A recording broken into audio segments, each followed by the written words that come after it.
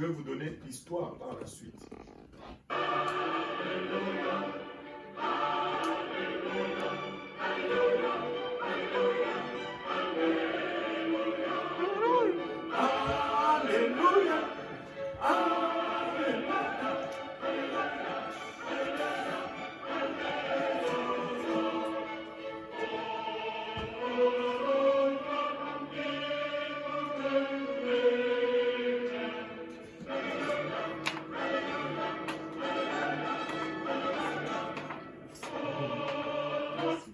Waouh!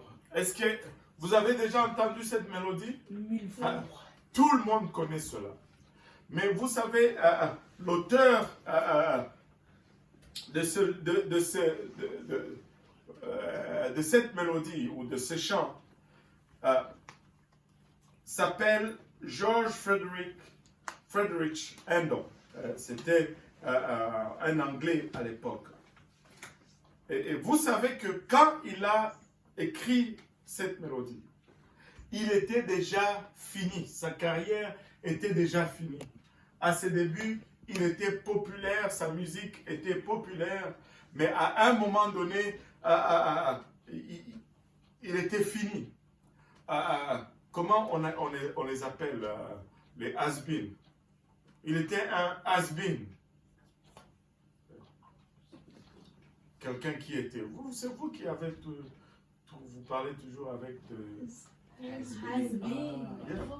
Ah, ok. Je suis africain, moi. Je ne parle pas avec un accent new-yorkais. Has-been. Ah, ok. Ben, c'est ça, has-been. Nice. C'est ce que je disais. C'était vraiment une relique, un vieux fini. Mais étant jeune, il a fait parler de lui en Angleterre.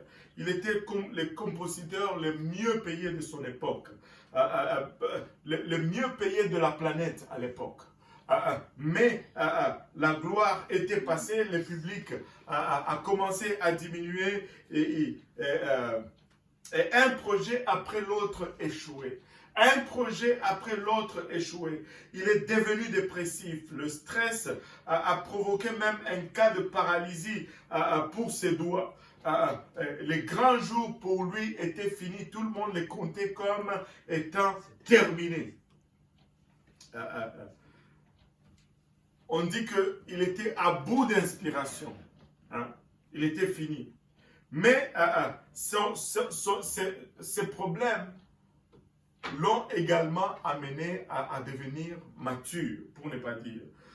Et sa musique est devenue un peu plus sincère et plus profonde. Un jour, il a reçu de quelqu'un un recueil de divers textes bibliques. Et il a regardé Ésaïe 40. Et le premier verset de Ésaïe 40 l'a tellement bouleversé. Et c'est là où il a commencé à écrire cette mélodie. Et le 22 août 1741, il a commencé à composer la musique sur Ésaïe 40. Et 23 jours plus tard, le monde était réuni dans un théâtre. Il a joué pour la première fois ceci. C'était le 23 mars 1743. Et quand il a joué, il y avait même le roi Georges II qui était dans la salle. Et le roi Georges II s'est levé à la surprise de tout le monde. Et toute la salle s'est levée et l'ont applaudi. Et c'était quelqu'un de fini. C'était quelqu'un d'épuisé. Mais si il avait regardé à cela, et qu'il s'était découragé et qu'il s'était dit, moi je ne veux plus écrire, on n'allait pas avoir cette mélodie aujourd'hui de nos jours. Et c'est une 1743. Imaginez-vous, c'est comme si ça a été composé hier. C'est comme si c'était encore, mais c'était quelqu'un de fini. Laisse-moi vous dire, même si vous avez gâché vos plans, ne laissez pas le découragement vous envahir. Dieu peut produire encore quelque chose de particulier en vous. Même si vous avez produit des Ismaël, ne vous laissez pas décourager. Dieu peut produire encore un Isaac de votre vie. Dieu peut produire encore un Isaac de votre vie. Maintenant, comment gagner dans cette course appelée la vie? Alléluia. Comment gagner dans cette course appelée la vie? Laissez-moi vous dire, il suffit tout simplement de continuer à courir dans la bonne direction. Continuez à courir. Continuez à courir. Continuez à courir. Tu es découragé, continue de courir. Tu es fatigué, continue de courir. Tu es stressé, continue de courir. Tu ne te sens pas inspiré, continue de courir. Tu as fait des erreurs, continue de courir. Continue de courir dans la bonne direction. Éventuellement, tu vas gagner cette course. Tu vas gagner cette course. Alléluia.